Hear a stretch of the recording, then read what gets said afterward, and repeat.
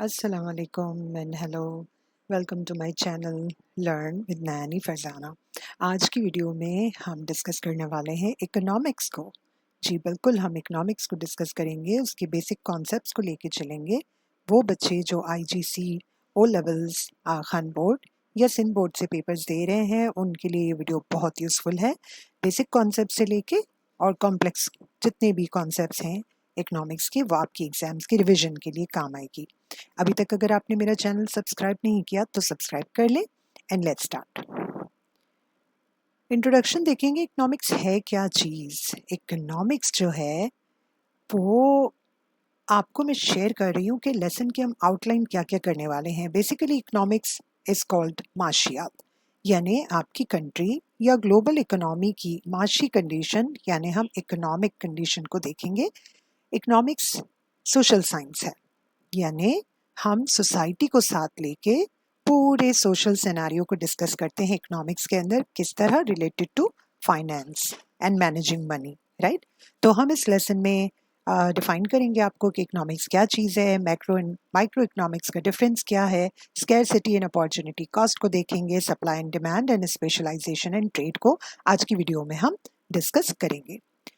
तो जो learning outcome आपको मिलने वाले हैं वो आपको पता चलेगा कि स्टडी ऑफ इकोनॉमिक्स और इसके सोशल इम्प्लीकेशंस क्या क्या हैं, understanding our limited resources and how that affects our choices. Scarcity and choices की बात हो रही है, अपॉर्चुनिटी कॉस्ट की बात हो रही है, awareness of economic scale, trade and supply and demand, applying knowledge to real world issues and educational assignments. ये सारी चीज़ें इंशाल्लाह आप इस वीडियो के एंड तक समझ जाएंगे, लर्न कर लेंगे। सबसे पहले हम देखते हैं कि इकोनॉमिक्स एक्चुअली है क्या। As I told you, economics is a social science. Basic term में अगर हम लोग देखें, ठीक है। अब होता क्या है, आपको अच्छे तरीके से पता है कि हमारे रिसोर्सेज लिमिटेड हैं, लेकिन सिंस वी बॉर्न, जब से इंसान पैदा होता है, उसकी वांट्स, उसकी नीड्स स्टार्ट हो जाती हैं till the death of a human. जब तक हम मर नहीं जाते, इंसान मर नहीं जाता, तब तक उसकी वांट्स और उसकी नीड्स हमेशा उसके साथ रहती हैं। लेकिन कभी आपने गौर किया कि क्या हम अपनी सारी नीड्स को पूरा कर सकते हैं? नहीं कर सकते। Why? Because the sources are limited. तो हम बेसिकली इसमें देखेंगे कि हम क्या करते हैं कि लिमिटेड रिसोर्सेज यानी लिमिटेड इनकम्स के साथ हम ऐसी चॉइसेस बनाते हैं, ऐसा बिहेवियर अडॉप्ट करते हैं जिससे हम मैक्सिमम चीज़ों को हासिल कर सके और अपनी नीड्स को, अपनी वांट्स को सेटिस्फाई कर सके। ठीक है। अब होता क्या है, आप देखें, प्रोडक्शन होती है, चीज़ें पैदा होती हैं, प्रोड्यूस की जाती हैं, इसके बाद वो डिस्ट्रीब्यूट होती हैं और कंज्यूम होती हैं। यानी लेट्स सपोज कि एग्रीकल्चर में चावल हमने पैदा किया, डिस्ट्रीब्यूट हुआ और हमने उसको कंज्यूम किया।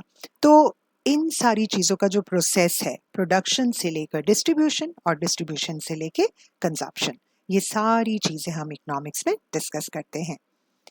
अब देखें, इकोनॉमिस्ट जो होते हैं, यानी आपको इकोनॉमिक्स पढ़ने का फ़ायदा क्या है, क्यों पढ़ी जाती है, इसकी स्टडी आपको क्या बता रही है। जो इकोनॉमिस्ट होते हैं वो क्या इवैल्यूएट करते हैं, वो क्या करते हैं कि वो स्टडी करते हैं ह्यूमन बिहेवियर को और फिर वो एक्सप्लेन करते हैं सोशल फिनोमेना को। यानी ह्यूमन जो है वो एक बहुत ही पर्टिकुलर बिहेवियर अपनाता है स्कैरसिटी एंड चॉइस का। यानी अगर लेट्स सपोज कि आपके पास लिमिटेड पैसे हैं, फॉर एग्जाम्पल अगर आप जो है वो मार्केट गए and you have got 10,000 rupees और आपको उसमें 4 to 5 आइटम्स खरीदने हैं, आप सारे के सारे तो नहीं ले सकते क्योंकि आपके पास मनी लिमिटेड है। फिर आप क्या करेंगे, आप चीज़ों को प्रायोरिटाइज करेंगे, आप अपनी प्रायोरिटीज़ बनाएंगे, आप चॉइसेस बनाएंगे। आप क्या करेंगे, जो मोस्ट इम्पॉर्टेंट चीज़ें हैं उसको पहले ले लेंगे और बाकी चीज़ों को बाद के लिए छोड़ देंगे। तो जो इकोनॉमिस्ट होते हैं, they can be teachers, advisors and consultants. ये क्या करते हैं कि गवर्नमेंट को भी हेल्प करते हैं और हाउस होल्ड को, यानी घर में रहने वाले लोग या इंडिविजुअल्स को इस चीज़ की तरफ गाइड करते हैं कि वो अपनी पॉलिसीज़, अपने डिसीजन कैसे बनाएं। और इकोनॉमिक्स जो है वो इम्पॉर्टेंट क्यों है, इकोनॉमिक्स बहुत इम्पॉर्टेंट है। इकोनॉमिक्स हमें हेल्प करता है अंडरस्टैंड करने में कि हिस्टोरिकल ट्रेंड्स क्या रहे हैं। यानी वो पहले देखेंगे कि पिछले 10 सालों में या 5 सालों में क्या क्या ट्रेंड चले हैं, क्या क्या चीज़ें जो है वो डिमांड में रही हैं, क्या क्या चीज़ें सप्लाई में शॉर्ट थी या सरप्लस थी। ये सारी चीज़ों के ट्रेंड्स को वो देखते हैं और फिर फ्यूचर को प्रिडिक्ट करते हैं। आपको एक मज़े की एग्जांपल देती हूँ। लेट्स से कि अगर आपका टीचर कहता है कि भाई ये बच्चा तो पिछले 2 सालों से बहुत ही अच्छे ग्रेड्स ले रहा है, तो ये इस साल भी लेगा। तो वो क्या करते हैं, आपके हिस्टोरिकल बैकग्राउंड को देख रहे हैं कि आप बहुत अच्छे स्टूडेंट रहे हो और आगे भी अच्छे ही रहोगे। तो इसी तरीके से इकोनॉमिक्स में हम क्या करते हैं, हिस्टोरिकल ट्रेंड्स को पढ़ते हैं और आगे फ्यूचर की प्रेडिक्शंस करते हैं, डिसीजंस आते हैं, और हमारे जो रिसोर्सेज है उसकी कंजप्शन किस तरीके से करनी है उसको ज़्यादा यूज़फुल और एफिशिएंट बनाने में हमें हमारी मदद करते हैं। इसके अलावा क्या होता है, it influences the price of your shoes to the jobs that will be available in the future. वो आपकी जो चीज़ें जो आप कंज्यूम करते हो उससे लेकर आपकी फ्यूचर जॉब्स कितनी अवेलेबल होंगी इसकी भी प्रिडिक्शन करते हैं। है ना मज़े की बात। अब ये कोई नजूमी तो नहीं है, कोई हमें आगे का इल्म तो नहीं बता रहे, नहीं। It is all based on situations and historical trends. उससे जो है ये सारी चीज़ें, ये डिसीजंस बनाए जाते हैं। अब आप देखें कि मैक्रो इकोनॉमिक्स और माइक्रो इकोनॉमिक्स में डिफरेंस क्या है। अब सीधी सी बात है कि दोनों मेजर फील्ड्स हैं। देखिए, माइक्रो का मतलब होता है छोटा, बिल्कुल वन पार्ट। फॉर एग्जांपल, आपका फ़ोन हो गया, आपका लैपटॉप हो गया, as a whole that is macro. लेकिन अगर उसका कोई एक पार्ट खराब हो जाता है, लेट्स से कि उसका माउस खराब हो गया, या उसका मदरबोर्ड खराब हो गया, या उसकी कोई सी भी चीज़ हार्ड डिस्क खराब हो गई, दैट इज़ कॉल्ड माइक्रो, क्योंकि वो आपके लैपटॉप का एक छोटा सा पार्ट है। तो मैक्रो इकोनॉमिक्स जो है वो स्टडी करती है पूरी, यानी आपकी पूरी कंट्री की, पूरी नेशन की प्रोडक्शन कितनी हो रही है। अच्छा बच्चा, आपको ये भी समझना है कि प्रोडक्शन में क्या क्या चीज़ें, एग्रीकल्चर हो गया, इंडस्ट्रीज हो गई, मिनरल हो गए, रिसोर्सेज हो गए, जो भी आपको नेचुरल रिसोर्सेज मिल रहे हैं, वो सारी चीज़ें क्या कर रही हैं, वो प्रोडक्शन कर रही हैं, वो प्रोड्यूस कर रही हैं। एग्रीकल्चर अनाज प्रोड्यूस कर रहा है, इंडस्ट्रीज जो है वो मैन्युफैक्चरिंग कर रही है, और फिर वो सारी चीज़ें जब आपकी सोसाइटी में डिस्ट्रीब्यूट होती है तो एम्प्लॉयमेंट, प्राइजेस और पॉलिसीज़ जो नेशनल स्केल पे हों, यानी आपकी पूरी कंट्री के लिए अगर हम इन सारी चीज़ों को पढ़ेंगे तो ये इंक्लूड हो जाएगा मैक्रो इकोनॉमिक्स में। आप जैसे देख रहे हैं कि स्लाइड के ऊपर सारी चीज़ें डिटेल से मौजूद हैं, आप इसको रीड करें, क्योंकि अगर मैं रीड करूंगी तो टाइम काफ़ी कंज्यूम हो जाएगा। माइक्रो इकोनॉमिक्स में हम लोग क्या करते हैं कि the study of how consumers, workers and firms interact to generate outcomes at the individual and business levels. Example include a local bakery deciding what goods to sell or you choosing to buy one product over another. अब आप छोटी सी example को यहाँ पे देख लीजिए। Macro में हम पूरी कंट्री की प्रोडक्शन को देख रहे हैं, लेकिन माइक्रो में हम देखते हैं कि जो कंज्यूमर है, कंज्यूमर कौन है, हम हैं, जो हम चीज़ों को खरीदते हैं और कंज्यूम करते हैं, जो वर्कर्स हैं जो चीज़ों की प्रोडक्शन में पार्टिसिपेट करते हैं, और जो फर्म्स हैं जो चीज़ें प्रोड्यूस करने में हेल्प करती है, और इंडिविजुअल लेवल पे जो बिजनेसेस होते हैं वो सारे माइक्रो हैं। देखो, एक सिंपल सी एग्जांपल लो कि जैसे पाकिस्तान की टेक्सटाइल इंडस्ट्री जो है वो बहुत ह्यूज है, बहुत अच्छी है, लेकिन क्या टेक्सटाइल इंडस्ट्री सिर्फ एक ही है, या एक ही कंपनी जो है या एक ही फार्म जो है वो टेक्सटाइल प्रोड्यूस कर रही है? नहीं, ऐसा तो नहीं है। हम जब मार्केट में जाते हैं तो टेक्सटाइल की बहुत सारे ब्रांड्स हम लोग देखते हैं। फॉर एग्जांपल गुल अहमद हो गया, या जे डॉट हो गया, सफ़ायर हो गया, वट एवर, बहुत सारी आपको मार्केट में जो है वो डिफरेंट किस्म के ब्रांड्स मिलेंगे। तो ये सारे क्या हैं, ये माइक्रो हैं। लेकिन जब हम इन सब का आउटपुट, यानी पूरी टेक्सटाइल इंडस्ट्री का आउटपुट एज अ होल देखते हैं, पूरी कंट्री का, तो वो कहलाएगा मैक्रो इकोनॉमिक्स। ठीक है, अच्छा लेट्स मूव। अब हम देखते हैं कि इकोनॉमिक्स को जो है, अब हम देखते हैं कि स्कैरसिटी एंड अपॉर्चुनिटी कॉस्ट क्या चीज़ है। अब देखो, स्कैरसिटी का मतलब है कमी, किसी चीज़ की कमी होना। ठीक है, यानी हमारे जो रिसोर्सेज हैं वो लिमिटेड है। फॉर एग्जांपल, अब हम लैंड की एग्जांपल लेते हैं, तो लैंड जो है वो तो हमारे पास लिमिटेड है ना, लैंड की सप्लाई तो हम नहीं बढ़ा सकते, लैंड तो हमें अल्लाह ताला ने दी हुई है, जितनी है उतनी ही रहेगी, हम उसको एक्सपेंड नहीं कर सकते।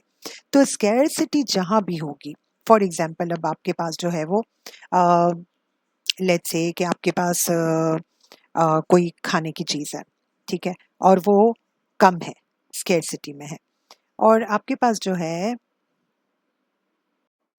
तो जब बेटा हम पूरी कंट्री का एक साथ एज अ होल सारी प्रोडक्शन को देखते हैं और इनकम को देखते हैं, उनकी प्राइसेस, उनके रेट्स, और जो भी अनएम्प्लॉयमेंट, ये वो जितनी भी चीज़ें जो है वो पूरी कंट्री के एक इकोनॉमिक प्रोसेस, इकोनॉमिक साइकिल के तौर पे चलती हैं, वो कहलाते हैं macro economics. Let's move forward, आगे देखते हैं क्या टॉपिक है। It's scarcity and opportunity cost. Scarcity किसी चीज की कमी होना, ठीक है, किसी चीज की कमी होना। अब स्केर्सिटी जो है वो इकोनॉमिक्स का एक बहुत ही इंपॉर्टेंट और की कॉन्सेप्ट है, क्योंकि जैसे पहले ही हमने ये बात कही कि हमारी जो नीड्स और वांट्स हैं वो बहुत ज़्यादा है, उसके लिए हमें रिसोर्सेज चाहिए। जैसे कि मैन्युफैक्चरिंग हो रही है, हम शूज़ को पहनते हैं, हमें कपड़े चाहिए, हमें खाने पीने की चीज़ें चाहिए, हमें हेल्थ केयर चाहिए, हमें गाड़ियाँ चाहिए, ये सारी चीज़ें हमें चाहिए। तो बेटा ये सारी चीज़ें आ कहाँ से रही है? ये सारी चीज़ें मैन्युफैक्चर हो रही हैं। और मैन्युफैक्चर कैसे हो रही है? रॉ मटेरियल चाहिए इसके लिए, इसको बनाने वाले वर्कर्स चाहिए, उसके ऊपर टाइम लगता है। तो स्केर्सिटी जो है वो एक ऐसा आइडिया है कि जितनी भी हमारी डिमांड्स होती हैं, जितनी भी हमें चीज़ें चाहिए होती हैं, उसके मुकाबले में चीज़ें कम होती हैं, तो उसको हम इकोनॉमिक्स की टर्म में कहते हैं स्केर्सिटी। ठीक है। अब देखो, डिमांड तो हमारी बहुत ज़्यादा होती है। लेट्स से कि हमारे पास शूज़ के 2 पेयर हैं, लेकिन हमें थर्ड भी चाहिए, हमें फोर्थ भी चाहिए। लेकिन क्या हमारा लिमिटेड बजट या हमारी लिमिटेड इनकम हमें इस चीज़ के लिए अलाउंस देगी कि हम इन सारी चीज़ों को एट अ टाइम हासिल करें? नहीं। तो दैट इज़ कॉल्ड स्केर्सिटी। इसी तरह जब हम मैक्रो इकोनॉमिक्स में देखते हैं पूरे मुल्क के अंदर, जैसे आपने देखा होगा कि अगर चीज़ें महंगी हो जाती हैं, उसके प्राइसेस हाई हो जाते हैं, तो उसका मेन जो रीज़न होता है वो यही होता है कि वो डिमांड के मुकाबले में उनकी सप्लाई कम होती है। तो scarcity term is related to resources. ठीक है। अब ये देखो कि क्योंकि अनलिमिटेड हमारी वांट्स हैं, तो स्केर्सिटी वो बेसिक चीज़ है जो हमें फोर्स करती है किस चीज़ की तरफ, कि हम चॉइसेस बनाएं। इकोनॉमिक्स में बेटा आपने ये कॉन्सेप्ट बहुत अच्छे तरीके से अपने दिमाग में बिठा लेना है कि scarcity and choice they go together, एक साथ साथ चलते हैं। जहाँ पर स्केर्सिटी होगी वहाँ हमें चॉइसेस बनानी पड़ती है, वरना हमारी लाइफ गुजारना जो है वो मुश्किल हो जाएगा, right? So what happens when you choose to buy one product over another? अब क्या हुआ, देखो, अब लेट्स से कि आपके पास हैं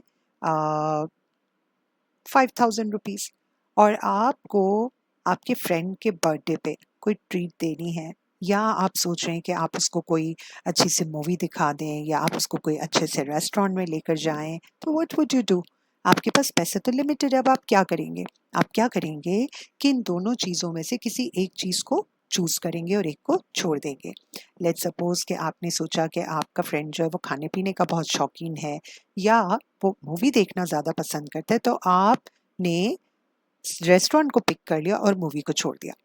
रेस्टोरेंट को पिक किया आपने, रेस्टोरेंट को चूज किया और मूवी को छोड़ दिया। मूवी को छोड़ना is your opportunity cost. This would be your next best choice. आप कह सकते हैं कि आप जो है अपनी एक चॉइस को छोड़कर दूसरी चॉइस की तरफ गए क्योंकि वो आपको ज़्यादा बेस्ट लगी, लेकिन जो आपने छोड़ी वो क्या है? वो आपकी नेक्स्ट बेस्ट चॉइस थी। उसको हम इकोनॉमिक्स की टर्म में कहते हैं अपॉर्चुनिटी कॉस्ट। फॉर एग्जाम्पल एक और एग्जाम्पल देती हूँ। लेट्स से कि कोई जॉब है, एक जॉब जो है वो आपको 50,000 सैलरी दे रही है और दूसरी जॉब जो है वो 60,000 दे रही है। आप बेसिकली किसको चूज करेंगे? 60 वाली को चूज करेंगे। लेकिन फिर आपने देखा कि 60,000 सैलरी आपको जहाँ मिल रही है वो ऑफिस आपके घर से दूर है और आपको ट्रांसपोर्टेशन पे भी पैसे खर्च करने होंगे और टाइम भी ज़्यादा कंज्यूम होगा। तो आपने क्या किया? 50,000 वाली जॉब को एक्सेप्ट कर लिया और उसको 60,000 वाली को छोड़ दिया। तो जिसको आपने छोड़ा ना, वो आपकी अपॉर्चुनिटी कॉस्ट है। यानी आपने उस अपॉर्चुनिटी को छोड़ा किस बेस पर? किस बेस पे छोड़ा? हाँ, बिल्कुल सही है, क्योंकि आपने राइट चॉइस बनाई। अगर आपको वो ना बनानी होती चॉइस तो आप 60,000 वाली लेते। तो that is called opportunity cost. अब हम नेक्स्ट टॉपिक पे आते हैं, that is supply and demand. Economics का बहुत ही की concept supply and demand. Supply का क्या मतलब है कि वो वाली चीज़ें, वो वाला मटेरियल या वो वाली कमोडिटीज़ जो आपको अवेलेबल हैं, वो वाली गुड्स जो आपको मार्केट के अंदर अवेलेबल हैं। और डिमांड क्या है? कि आपकी या मार्केट की या ओवरऑल पूरी कंट्री की उस चीज़ के लिए डिमांड क्या है। फॉर एग्जांपल अब देखिए, कभी क्या होता है कि बहुत ज़्यादा बारिश हो जाती है, राइट? तो बारिश के अंदर जो फसलें होती हैं, जो फील्ड्स होती हैं, जो क्रॉप्स होती हैं वो शॉर्ट हो जाती हैं क्योंकि बारिश से ख़राब हो जाती है, या जो आपका ट्रांसपोर्टेशन सिस्टम है वो थोड़ा सा इफ़ेक्ट होता है, आपके पास चीज़ें जहाँ से आ रही होती है वो मार्केट में पहुँच नहीं पाती। तो क्या होता है कि लेट्स से कि आपकी जो डिमांड थी फॉर टमाटोज़ और फॉर पोटैटोज़, आपने देखा कि मार्केट में उसकी जो डिमांड है वो है एक दिन की 500 केजी, 500 केजी की डिमांड है टमाटोज़ की और पोटैटोज़ की, लेकिन वो मार्केट में आ रहे हैं 300 केजी। क्यों? बिकॉज़ ऑफ दैट प्रॉब्लम कि बारिश हो गई या कोई भी ऐसी चीज़ हो गई जिसकी वजह से वो नहीं आ पा रहे हैं मार्केट के अंदर। तो क्या होगा, हम कहेंगे सप्लाई जो है वो शॉर्ट है as compare to demand. Demand थी 500 केजी की लेकिन सप्लाई आ रही है 300 केजी की। अच्छा, आप गौर करना इससे होता क्या है, जब डिमांड चीज़ की ज़्यादा होगी और सप्लाई शॉर्ट होगी तो हमेशा जिसकी सप्लाई शॉर्ट है उसकी प्राइस राइज कर जाएगी, उसकी प्राइस बढ़ जाएगी। क्यों? क्योंकि वो शॉर्ट है और ज़्यादा लोगों को चाहिए तो लोग उसको महंगे दामों पर भी खरीद लेंगे। इकोनॉमिक्स में हम सिंपली जो लॉ ऑफ डिमांड है उसको इस तरीके से बोल सकते हैं कि व्हेन प्राइसेस इंक्रीजेस, जब प्राइस जो है वो इंक्रीज कर जाती है तो डिमांड डिक्रीज कर जाती है। ये वाइस वर्सा चलते हैं, अपोजिट वे में चलते हैं। Price increases, demand decreases, price decreases, demand increases. गौर कीजिएगा, अगर आप कोई चीज़ लेने के लिए मार्केट में जा रहे हैं और आपके पास जो है वो 5000 रुपीज़ है और आप जो भी शर्ट कोई भी गुड आप खरीदने के लिए जा रहे हैं और वो आपको 5000 में 2 मिल रही हैं, उसके 2 यूनिट्स आपको मिल रहे हैं, लेकिन आपने देखा कि वहाँ पे सेल लगी हुई है और उसकी प्राइस जो है वो बहुत ही कम होकर आपको वो मिल रही है, लेट्स से कि 2500 की मिल रही है। तो फिर आप क्या करेंगे? आप उससे ज़्यादा खरीद लेंगे। आप जो है वो 2 की जगह 3 शर्ट्स ले लेंगे क्योंकि आपको सेम प्राइस में यूनिट जो है वो ज़्यादा मिल रहा है। तो आपने क्या किया कि जैसे ही प्राइस कम हुई आपने अपनी डिमांड को इंक्रीज़ कर लिया। इसी तरह जब कोई चीज़ महँगी हो जाएगी और आप 2 यूनिट खरीदने गए थे तो आप उसका 1 यूनिट लेकर आ जाएंगे। तो this is called law of demand. क्या डिमांड का लॉ है? If price increases demand decreases, if price decreases demand increase. और बेटा इसके बिल्कुल अपोजिट वे में काम करता है सप्लाई का लॉ। वो कैसे करता है? When price increases supply increases, when price decreases supply decreases. ऐसा क्यों होता है? क्योंकि जब प्राइस बढ़ेगी तो जो सप्लायर है, जो बनाने वाला है, वो मार्केट में उसकी सप्लाई इंक्रीज कर देगा। क्यों? ताकि उसको ज़्यादा प्रॉफिट मिले, उसको ज़्यादा पैसे मिले। और अगर किसी चीज़ की प्राइस कम हो जाएगी तो वो सप्लाई को कम कर देगा क्योंकि उसको उस यूनिट को बनाने पे जो कॉस्ट पड़ी है वो भी तो चेक करनी है ना, और उसको प्रॉफिट भी नहीं मिल रहा और कॉस्ट टू कॉस्ट वो उसको बेच रहा है तो वो क्या करता है? सप्लाई को स्टॉप कर देता है। अब देखो बड़े मजे का साइकिल चलता है। जैसे ही वो सप्लाई को शॉर्ट करेगा, सप्लाई शॉर्ट हो जाएगी, उस चीज़ की डिमांड तो वहीं की वहीं है। जैसे ही डिमांड के मुकाबले में सप्लाई कम होगी तो चीज़ों के रेट्स खुद ब खुद अपनी नॉर्मल प्राइसेस पे पहुंच जाएंगे। बात समझ में आई? अब रियल वर्ल्ड एग्जांपल हम देखते हैं यहाँ पे कि एक स्टोर है जो डिस्काउंट देता है विंटर क्लोथिंग पे once the season is over. जब ज़ाहिर है कि सीजन ओवर हो जाएगा तभी वो डिस्काउंट देगा। तो क्या क्या करते हैं कि डिमांड तो होती नहीं है। अब गर्मियों के अंदर कौन सर्दियों के कपड़े खरीदेगा? वो तो स्वेटर्स को देखकर ही चक्कर आ जाते हैं कि इतनी गर्मी में कौन करेगा। लेकिन कुछ लोग क्या करते हैं कि वो पहले से खरीद के रख लेते हैं कि चलो इतनी अच्छी प्राइजेस पे मिल रहे हैं, हम नेक्स्ट ईयर इसको यूटिलाइज कर लेंगे। तो ऐसा भी होता है। तो सप्लाई एंड डिमांड के लॉ को आपने अच्छे तरीके से दिमाग में बिठा लेना है। स्पेशलाइजेशन क्या चीज़ है? अब देखो स्पेशलाइजेशन क्या चीज़ है। जैसे हमने देखा कि पाकिस्तान है, इंडिया है, बांग्लादेश है, basically we are agricultural countries, right? तो हम क्या करते हैं, हम एग्रीकल्चर के अंदर अच्छे हैं और हम क्योंकि कैपिटल इंसेंटिव कंट्रीज नहीं है, हमारे पास कैपिटल कम है, हमारे पास लेबर ज़्यादा है और एग्रीकल्चर ज़्यादा है, तो हम बजाय इसके कि मैन्युफैक्चरिंग की तरफ जाएं, हम क्या करेंगे? कोशिश करेंगे कि हम स्पेशलाइज करें उन चीज़ों के अंदर जो हमारे पास अवेलेबल हैं। तो हमने ये देखना है कि एग्रीकल्चर वाइज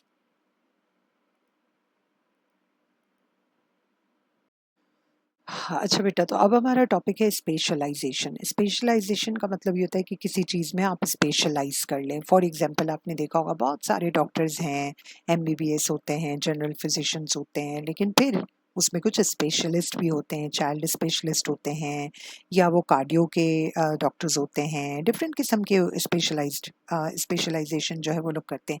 तो सेम इसी सिनेरियो को जब हम अपनी कंट्री पर लेकर आते हैं, जब हम इकोनॉमिक्स की तरफ लेकर आते हैं, तो ये भी एक बहुत ही ज़बरदस्त फैक्टर है कि हम ये देखते हैं कि बजाय इसके कि बहुत सारी प्रोडक्शन को प्रोड्यूस करना, अगर आप किसी चीज़ में एक्सपर्ट हैं तो आप उसकी स्पेशलाइजेशन करें। जैसे कि हम देखते हैं कि भाई कपड़े बनाने वाली तो बहुत सारी कंपनीज़ हैं जो क्लोथिंग्स बनाते हैं, मेल फीमेल्स के, बच्चों के। लेकिन हमने देखा कि स्पोर्ट्स के जो ब्रांड्स हैं या कोई बहुत ही पर्टिकुलर बच्चों के ब्रांड्स हैं, जैसे एडिडास हो गया या नाइकी वगैरह हो गए, ये लोग स्पोर्ट्स के लिए सबसे बेस्ट समझे जाते हैं। तो एक्चुअली उन्होंने क्या किया है, उन्होंने स्पेशलाइज कर लिया है। उनके पास जो लेबर है वो इस चीज़ में स्किल्ड है, वो स्पेशलाइज करते हैं उसके अंदर और वो एक्सपर्ट होते हैं, ठीक है ना। तो इसी तरीके से इन चीज़ों को अगर हम अपनी कंट्रीज़ के ऊपर इम्प्लीमेंट करें, जैसे पाकिस्तान बेसिकली एग्रीकल्चरल कंट्री है और हम देखते हैं कि यूएस या जर्मनी या ये कंट्रीज़ जो है वो कैपिटल इंसेंटिव है, उनके पास कैपिटल ज़्यादा है, वो लोग मशीनरी प्रोड्यूस करते हैं, वो उसमें स्पेशलाइजेशन करते हैं। लाइक वो लोग गाड़ियाँ प्रोड्यूस कर रहे हैं या कंप्यूटर्स प्रोड्यूस कर रहे हैं या फ़ोन्स प्रोड्यूस कर रहे हैं। इसी तरीके से पाकिस्तान जो है वो क्या करता है कि फ्रूट्स हो गए, वेजिटेबल्स हो गए या टेक्सटाइल के अंदर पाकिस्तान स्पेशलाइज करता है या उसकी एक्सपर्टीज इसके अंदर है। और इसी तरीके से जैसे स्पेशल सर्विसेज वगैरह हो गई, तो स्पेशलाइजेशन जो है वो एक्चुअली क्यों क्यों किया जाता है, वो इंक्रीज करता है प्रोडक्टिविटी को। किसको इंक्रीज करता है? प्रोडक्टिविटी को। बजाय इसके कि आप बहुत सारी चीज़ों को प्रोड्यूस करके और कोई भी चीज़ क्वालिटी की ना प्रोड्यूस कर सके, तो इज़न्ट इट बेटर कि आप एक चीज़ की तरफ चले जाएं या दो चीज़ों की तरफ चले जाएं जिसमें आप एक्सपर्ट हैं और उसको आप ज़्यादा इम्प्रूव करें। और इस कॉन्सेप्ट को, ये वाला कॉन्सेप्ट जो है ना स्पेशलाइजेशन का, वो हमें लीड करता है ट्रेड की तरफ। ठीक है, अब ट्रेड क्या चीज़ है? ट्रेड तो आप सब लोगों को पता ही है कि चीज़ों को एक्सचेंज करना, गुड्स का एक्सचेंज होता है। और ट्रेड जो है वो इंडिविजुअल्स के बीच में भी हो सकता है, बिजनेसेस में भी हो सकता है, गवर्नमेंट में भी हो सकता है और इंटरनेशनली भी हो सकता है, यानी कंट्री टू कंट्री भी हो सकता है। अब देखो, हम ट्रेडिंग कर ही क्यों रहे हैं? हम ट्रेडिंग कर ही इसीलिए रहे हैं कि जो चीज़ हमारे पास नहीं है या जो चीज़ हम प्रोड्यूस नहीं कर रहे या उस चीज़ को प्रोड्यूस करने में हम उतने ज़्यादा एफिशिएंट नहीं है जितना कि कोई दूसरी कंट्री है, तो हम क्या करते हैं, वो चीज़ दूसरी कंट्री से मंगवा लेते हैं और हमारे पास जो चीज़ें सरप्लस में होती हैं या जिसके अंदर हमने स्पेशलाइजेशन कर रखा है, हम वो चीज़ें दूसरी कंट्री को ट्रेड कर देते हैं। फॉर एग्ज़ाम्पल मैं दोबारा पाकिस्तान की एग्ज़ाम्पल दूंगी कि पाकिस्तान से फ्रूट्स हो गए, वेजिटेबल्स हो गए, राइस हो गया, ये सारी चीज़ें हम जो है वो एक्सपोर्ट करते हैं, लाइक गल्फ़ कंट्रीज़ को करते हैं, मिडल ईस्ट वगैरह में करते हैं। इसी तरह पाकिस्तान मशीनरीज़ और सारे जो आपके फ़ोन्स वगैरह हैं, वो सारी चीज़ें डिफरेंट कंट्री से इम्पोर्ट करता है। तो ट्रेडिंग इसी तरीके से होती है, जब आपके मुल्क में किसी चीज़ की कमी है तो आप दूसरे मुल्क से मंगवा लेते हैं और जो चीज़ें आपके पास सरप्लस में होती है आप दूसरी कंट्रीज़ के साथ उसको ट्रेड कर लेते हैं। और ट्रेडिंग के साथ साथ ही मेरे दिमाग में एक टर्म आ रही है बार्टर सिस्टम की, और मुझे उम्मीद है कि आप लोगों ने ज़रूर बार्टर सिस्टम पढ़ा होगा, और अगर नहीं पढ़ा है, आप उसके एक्सप्लेनेशन चाहते हैं तो मुझे कमेंट्स में ज़रूर लिख के बताइएगा। तो ट्रेड जो है वो म्यूचुअली बेनिफिशियल होती है बेटर प्रोडक्टिविटी के लिए। अगर हमारे पास कल्टीवेशन अच्छी हो रही है, अगर हमारे पास क्रॉप्स अच्छे हो रहे हैं, तो हम उसमें स्पेशलाइज करके उसकी प्रोडक्टिविटी को इंक्रीज करके ट्रेड करके उससे हम फॉरेन एक्सचेंज हासिल कर सकते हैं। इसी तरह दूसरी कंट्री से जो भी चीज़ें हमारे पास कम होती है वो हम इंपोर्ट करके अपनी जो ज़रूरतें हैं उसको पूरा कर सकते हैं। ठीक है, मुझे उम्मीद है कि ये वीडियो आपको यूज़फुल लगी होगी और आपके बेसिक कॉन्सेप्ट्स क्लियर हो गए होंगे। आप बार्टर सिस्टम से related opportunity cost, demand and supply या प्राइस डिटर्मिनेशन के किसी भी टॉपिक में आपको कोई भी प्रॉब्लम हो, आप कमेंट्स में लिखकर पूछ सकते हैं। नेक्स्ट वीडियो में हम थोड़ा सा और कॉम्प्लेक्स कॉन्सेप्ट्स की तरफ जाएंगे, थोड़े डायग्राम्स वगैरह को भी हम टच करेंगे ताकि आपको एग्जाम्स के लिए बेटर अंडरस्टैंडिंग हो सके। Thanks for watching learn with Naini Farzana. Hope to see you soon. आप अगर आपको मेरी वीडियो अच्छी लग रही है तो आप लाइक करें, शेयर करें और सब्सक्राइब करें। सी यू सून इंशाल्लाह।